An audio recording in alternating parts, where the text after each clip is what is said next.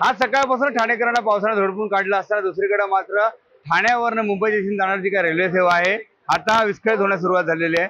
मागील 15 मिनिटांपासून ठाण्यातनं मुंबई दिशेने जाणारी जी रेल्वे सेवा आहे ती अर्धा तासापासून लेट धावते, कारण की ट्रॅकमध्ये पाणी साचल्यामुळे याचा फटका जे काही सर्वसामान्य चाकरमानी यांना आज देखील बसलेला आहे। काल देखील अशा प्रकारचाच फटका बसला होता।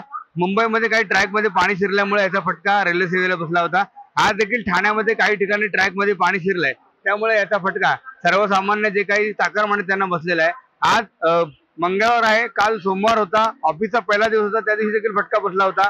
आज देखील हवामान खात्याच्या वतीने रेड अलर्ट जारी केल्यानंतर देखील काही कामाला जाणारे चाकरमानी ते कामाला जाण्यासाठी निघाले असताना त्यांना आज उशिराने ऑफिस गाठावं लागणार आहे, कारण की आज सकाळपासूनच मध्य रेल्वेची सेवा विस्कळीत झाल्यामुळं याचा फटका बसलेला आहे।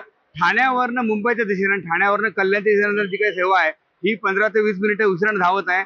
त्यामुळे नागरिकांनी जर आवश्यक काम असेल तरच घराच्या बाहेर पडा असं आवाहन देखील प्रशासनाच्या वतीने करण्यात आलेलं आहे। विकास काटे, साम टीव्ही न्यूज, ठाणे।